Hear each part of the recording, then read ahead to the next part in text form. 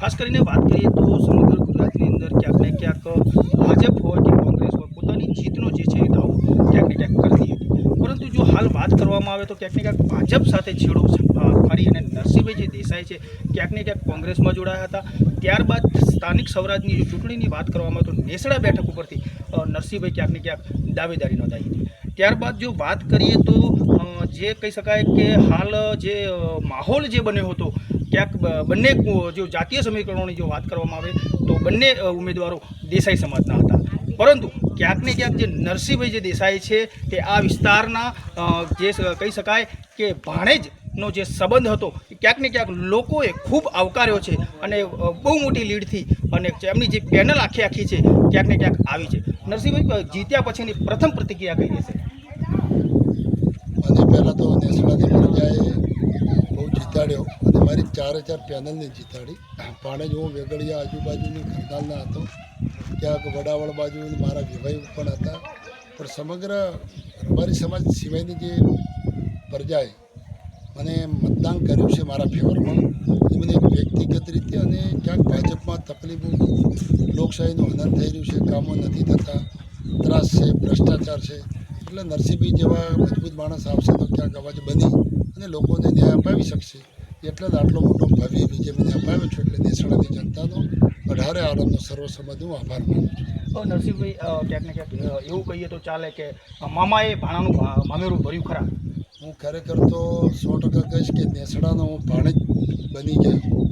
સણદથી માંડી ટેટાલથી મોડી અને નેસડા સુધી અને સોયલા સુધી મને ભાણેજ તરીકે તો સ્વીકાર્યો, પણ એમનો ભાણેજ પણ 100% કહી શકું કે મામામાં ખરો ઉતરું અને લોકોની પબ્લિકનો અવાજ બની શકું.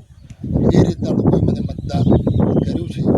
એટલા માટે જે રીતે સંબંધમાં મને મત આપ્યા છે અને એક મારી મજબૂત સ્ટ્રોંગ લડવાની સિસ્ટમને પણ એ લોકોએ ધ્યાનમાં રાખી છે કે આપણો વોટ એવા વ્યક્તિને આપો કે જે રાત દિવસ ઉજાગરા કરીને પ્રજાના પ્રશ્નોને વાચા આપે, સુખ દુઃખમાં અડધી રાતે સાથમાં રહે.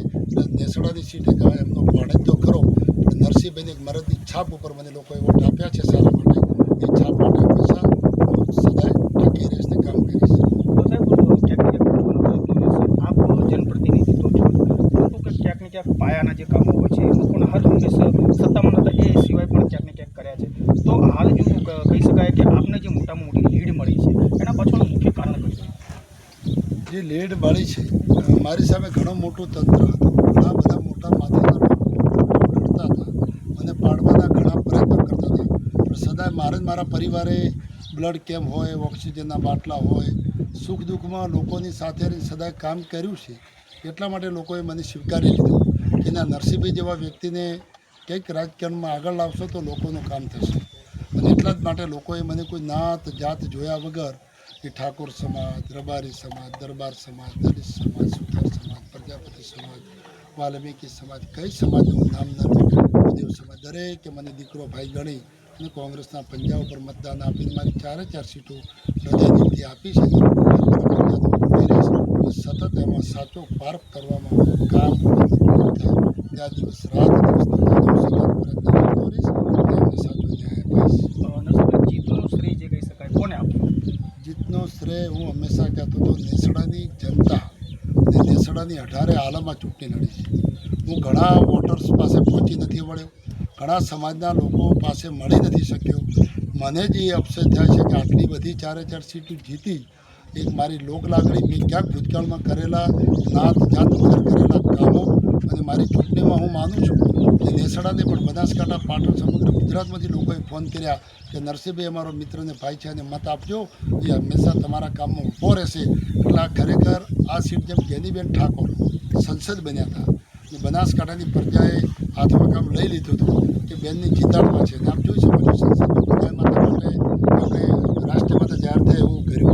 એટલા માટે બનાસકાંઠામાં સમગ્ર હતું કે નરસિંહભાઈ જેવો વ્યક્તિત્વ પ્રતિનિધિત્વ કરે તો સમગ્ર નેસડા તો ઠીક છે, પણ ડીસા અને બનાસકાંઠાનું પણ ક્યાંક સુખ દુઃખમાં સાથે ઊભો રહેશે.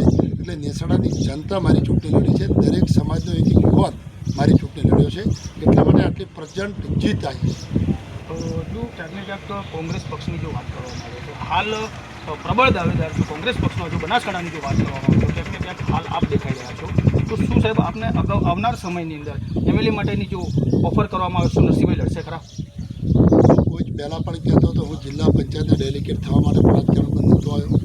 સમય સંજોગે પાર્ટીએ આદેશ આપ્યો કે તમારા જેવા યુવાનોની મજબૂત જરૂર છે, આવો અમે સાથ સહકાર આપીએ અને કોંગ્રેસ પાર્ટીમાં ટિકિટ લડો. તો પ્રદેશ નેતૃત્વ અમિતભાઈ ચાવડા સાહેબ હોય, જ્ઞાનીબેન ઠાકોર સાહેબ હોય, લાલજીભાઈ દેસાઈ સાહેબ હોય, જગદીશભાઈ મેવાણી સાહેબ હોય, મારા ગુલાબસિંહ રાજપૂત સાહેબ હોય, દિનેશભાઈ ગઢવી સાહેબ હોય, ભરતસિંહ સોલંકી વાઘેલાજી હોય, તમામ લોકોએ કીધું એટલે મેં આ રીતે વાત વિધાનસભાની હું ક્યારે પદ પ્રતિષ્ઠા પદ શા માટે? મને એક શબ્દ હાર્દિકભાઈ પટેલનો યાદ આવે છે કે તમે ધારાસભ્ય બની ગયા, ધારાસભ્ય પ્રજાના પ્રતિનિધિના બનો છો. તમે સરપંચ બન્યા એની જવાબદારી બહુ મોટી હોય છે. મને જિલ્લા પંચાયતનો સદસ્ય બનાવ્યો છે એટલે હું ખાલી જિલ્લા પંચાયતનો સદસ્યથી નામના મેળવીને ફરવા માટે નહીં, ગામના પ્રાથમિક શિક્ષણનું કામ હોય, આરોગ્યનું કામ હોય, ઓગણવાડીનું કામ હોય, એ બધું ગામે ગામ હું જોવાનો છું. અને જરૂરિયાત જિલ્લા પંચાયતમાં રોડ રસ્તાના પ્રશ્નો હોય, આ બધા માટે લડાઈ લડીને પબ્લિક સુધી કામ પહોંચે એટલા માટે હું આ બન્યો છું. અને ધારાસભ્યની વાત દૂર છે, હું એમએલએ બનવાની મહાકક્ષો નહીં ધરાવતો. જ્યારે પ્રજાનો આદેશ હશે, પાર્ટીનો આદેશ હશે ત્યારે બધું કરીશું. પણ અત્યારે જિલ્લા પંચાયતે મને જીતાડ્યું છે, એ મજબૂત કામમાં પાર પડીશ. અને પછી કોંગ્રેસ પાર્ટી સાથે છું ત્યારે પાર્ટી ગમે એને આપશે એની સાથે મજબૂત પાર્ટીને જીતાડવામાં હું મદદ કરીશ. ચોક્કસ પ્રકારે ક્યાંક ને ક્યાંક એક સાહેબ છેલ્લો સવાલ છે. કદાચ હાલ જો વાત કરવામાં આવે તો જે જનતા જનાર્દન છે આપના પર વિશ્વાસ મૂક્યો છે, કેટલા ખરાબ કરશો મેં સાહેબ? હું 100% કહીશું. કહેતો હતો કે પ્રજાએ એક મને આપેલો મત એમના જીવનમાં એવો ક્યાંક પ્રતિનિધિ 1-2% મળ્યા હશે, પણ હું એ પ્રતિનિધિ તરીકે ખરો ઉતરીશ કે ગામના દરેક પ્રશ્નમાં સાચે રહી, સારો રહીશ, કુંભાદ વગર જે તમામ આવતી ગ્રાન્ટો પાયા સુધી પહોંચે, સારા સુધી પહોંચે અને ગામમાં સામૂહિક સારું કામ થાય. એના માટે હું પ્રજાનો પ્રતિનિધિ બની ને મને મિસકોલ મેસેજ મારીને કદાચ ગુજરાતનો પહેલો દાખલો હશે, હું જિલ્લા પંચાયતની પોતાની મારી પર્સનલ ઓફિસ કરવાનો છું. પબ્લિક ત્યાં ફોન કરશે, આ કરશે. પ્રતિનિધિ તરીકે હું ધારો કે ડીસામાં રહું છું તો મારો પ્રજાનો કોઈક આવશે, હોસ્પિટલ, બીજું ત્રીજું, બ્લડનું નાના મોટું કામ હોય, આ પણ મારી ફરજ બને છે. અને સાથે સાથે સરકારી સત્તા સાથે કામ કરાવું, એમનું ગ્રાન્ટનું ત્યાં સુધી લાભ લાવું, કોઈને અન્યાય થતો હોય તો એને ન્યાય અપાવો. એટલે પ્રજાએ મને ખૂબ મોટું મત આપ્યું છે અને ખૂબ વિશ્વાસ સાથે 4 સીટ આપી છે. એટલે આમના માટે હું જેટલું કામ કરું એટલું ઓછું પડશે અને એના માટે હું સતત એવો પ્રયત્ન કરીશ, પ્રજાનું સતત સારા કામ માટે લડતો રહીશ. છેલ્લો સવાલ, વિરોધ પક્ષમાં ક્યાંક ને ક્યાંક શું સંદેશો વિરોધ પક્ષ માટે શું સંદેશો? જો હંમેશા માટે જો પ્રજાનું કામ કરવું હોય, સાચું કામ કરવું હોય તો વિરોધ પક્ષમાં થઈ શકે છે. અત્યારે ભારતીય જનતા પાર્ટીમાં સત્તા પક્ષમાં બેઠેલા લોકો ઘણા સારા છે, પણ સાઈડ બેઠા છે. અને જે સત્તામાં બેઠેલા છે એમનું કોઈ સાંભળતું નથી, એ મેં નજરે જોયું છે. કારણ કે અધિકારીઓ લાવે છે એ વહીવટી રૂપે બેસાડી દીધા હોય, એટલે અધિકારીઓ ભાઈ પ્રજાવાળા કહેવા છે, સત્તાવાળા, એટલે એમને સસ્પેન્ડ કરી દે. મારી ચૂંટણીમાં પણ ઘણા બધા એવું કહેતા હતા કે ભારતીય જનતા પાર્ટી તમે કામ નથી કર્યું કે તમને સસ્પેન્ડ કરશું. એટલે ભાઈ પાર્ટીમાં છે ને સસ્પેન્ડની વાત કરો છો તમે? એમનો બિચારા બેઠા છે ગામના ભારતીય જનતા પાર્ટીના આગેવાન તરીકે, તેમને આગેવાન બનાવે છે, એમનું કામ કરો. અત્યારે ગરનાલ તમે જો, પ્રશ્ન મારો એ છે કે આપ સત્તામાં આવ્યા છો, વિરોધ પક્ષને શું સંદેશો આપવા માંગશો? વિરોધ પક્ષમાં તો અત્યારે કહેવા જોઈએ તો અમે જે સત્તામાં છે વિરોધ પક્ષ જ છીએ, પણ હું સત્તા પક્ષને સંદેશો આપવા માગીશ કે તમે બરાબર પ્રજાના કામ કરજો.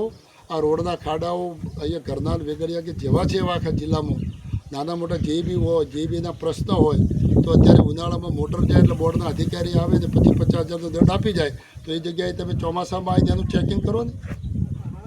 આ બધા ઘણા બધા જે પ્રશ્ન, વિરોધ પક્ષ મજબૂત હશે તો જ સત્તા પક્ષ એને સાંભળશે.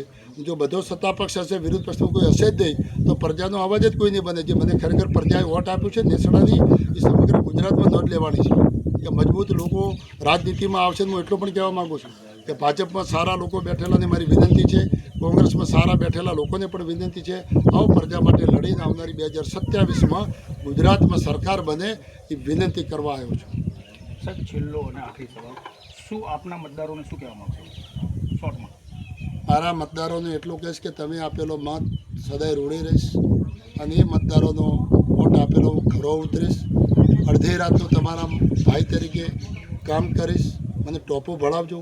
તમે મને અઢળક પ્રેમ આપ્યો છે. સામે એક બાજુ તંત્ર અને સંત્ર હતું, આ બાજુ નરસિંહભાઈ અને એમની સાથે લાગણીવાળા લોકો જોડાયેલા હતા, એટલે મને જીત અપાઈ છે. એટલે હંમેશા હું તમારા ભાઈ તરીકે, દીકરા તરીકે તમારી વચ્ચે રહીને મજબૂત કામ કરીશ અને કોઈ ડરવાની જરૂર નથી. હિંમતે મરદા તો મદદે ખુદા, અને ભગવાન શ્રી કૃષ્ણએ કીધું છે હણો અને હણો. એટલે તમને પણ કોઈ એવી રીતે ડરાવે ધમકાવે તો હું બેઠો છું, ને સમગ્ર નેસડાની પ્રજાએ જે મને વજનની તાકાત આપી છે એ તાકાત હું ડીસા વિધાનસભા અને બનાસકાંઠા જિલ્લાના લોકોને સુધી પહોંચાડવા માગું છું. હું પણ તમારા ભાઈ તરીકે લડતો રહીશ. જ્યાં મારી જરૂર પડે મને ત્યાં બોલાવજો, અને સારી રીતે હું મજબૂત કામ કરી અને એનો પ્રતિનિધિ કેવો હોવો જોઈએ તાલુકા જિલ્લા પંચાયતનો એ હું પ્રતિપાસી કરીશ કે ખરેખર આપેલી સત્તાને લોકોનો આલેલો વોટ ભારતીય બંધારણના કાયદા શાસન પ્રમાણે આપણે એને શું કરી શકાય. કારણ સોયલાના પ્રશ્નો મોટો છે, ફાટકનો હજારો લોકોનો કોઈ ડિલિવરી હોય, આવા મહત્ત્વના પ્રશ્નો હું લઈ અને જનતા આંદોલન પણ કરીશ, અને દરેક પ્રશ્નને જે ગ્રાન્ટ સરકારશ્રીને આવે છે લોકો સુધી પહોંચાડવાનું કામ કરીશ. જનતાનો ખૂબ હૃદય દિલથી હું નેસડાની જનતાનો ખૂબ આભાર માનું છું. હું આપની વચ્ચે સતત રહીશ, સતત કામ કરતો રહીશ. જે પ્રકારે હાલ જો વાત કરવામાં આવે તો ક્યાંક ને ક્યાંક જે જીત્યા પછીની જો વાત કરવામાં આવે તો ક્યાંક ને ક્યાંક ઉમેદવારો જે છે ક્યાંક ને ક્યાંક જનતાને જે છે ક્યાંક ને ક્યાંક ભૂલી જતા હોય છે. પરંતુ હાલ એક નવી પહેલ કરવામાં આવી છે કે જીત્યા બાદ ડોર ટુ ડોર લોકોનું અભિવાદન કરવા નરસિંહભાઈ દેસાઈ ક્યાંક ને ક્યાંક પહોંચ્યા છે. નાની ગરનાળ હોય, મોટી ગરનાળ હોય, બળોદર હોય, નેસડા હોય કે પછી હોય સોડિયા સુતમલા કે વડાવળ, આ દરેક ગામોની ક્યાંક ને ક્યાંક ડોર ટુ ડોર કહી શકાય કે આભાર જે વિધિ છે ક્યાંક ને ક્યાંક કરી છે. જેડીસી ન્યૂઝ સાથે રાજુ ગુંડડિયા, ડીસા.